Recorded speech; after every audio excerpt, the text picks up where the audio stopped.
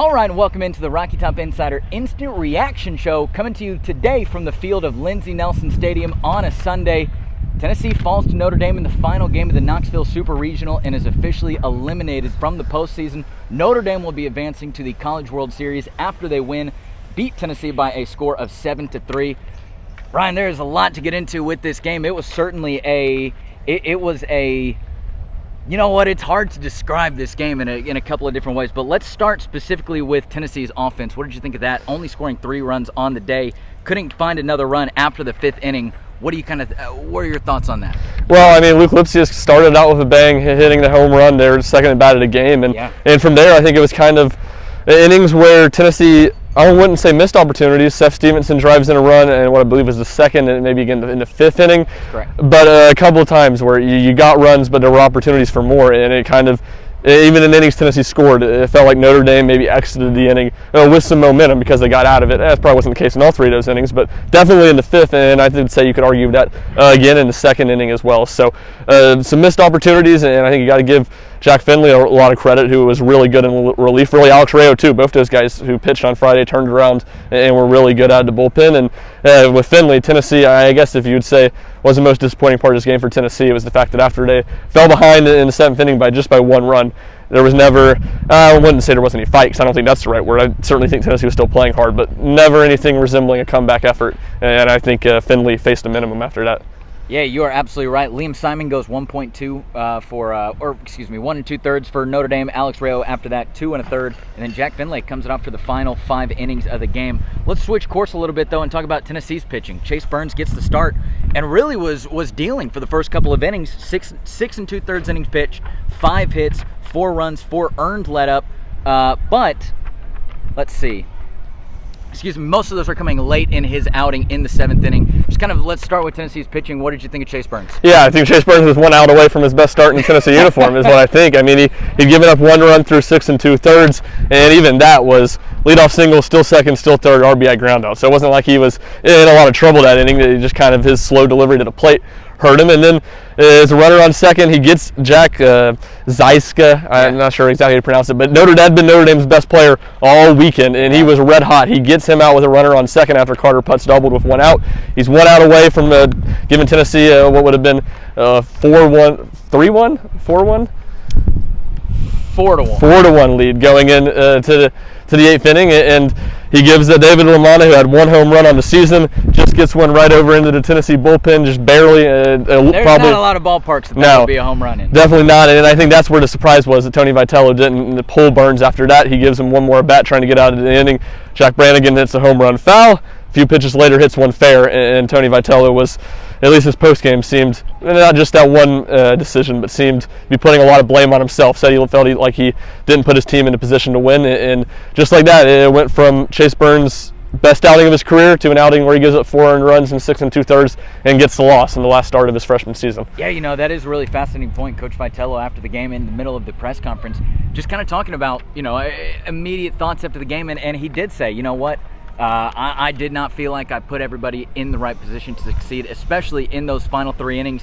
So let's talk right there. What did you see from Tennessee? What did you see from Notre Dame in those final 3 innings? How is it going to play out? Did you ever think that Tennessee was going to potentially come back to make this thing close in the end?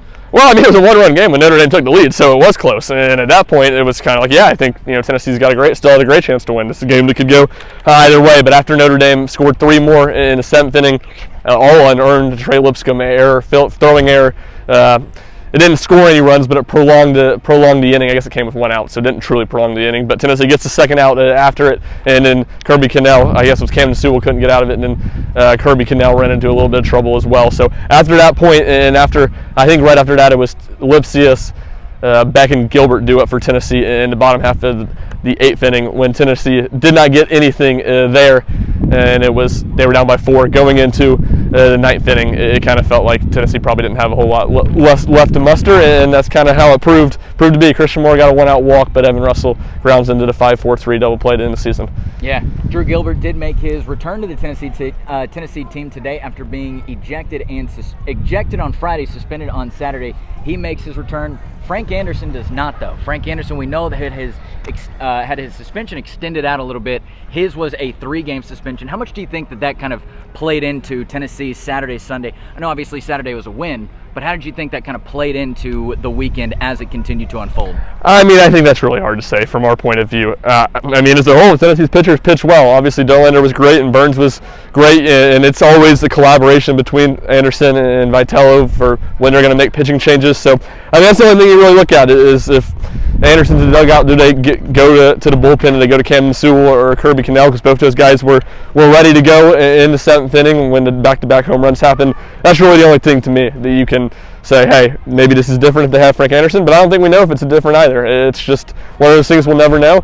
And but besides that, I mean, Chase Burns was really good tonight. I guess the bullpen with Camden and Kirby ran into a little bit of trouble, but they didn't get a whole lot of help from the defense either.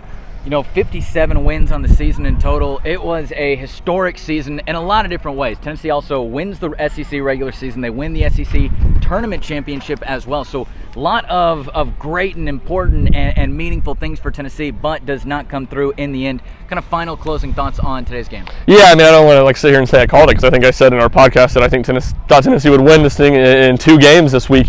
But it's kind of what I've said all year. It's baseball. Success in the postseason is not guaranteed. Yeah. Really good teams lose in the Super Regionals all the time. It's 3 games. You lose 1 game, you have all the pressure of the world on you, and you saw that. I don't know if the pressure was really what got to Tennessee or anything.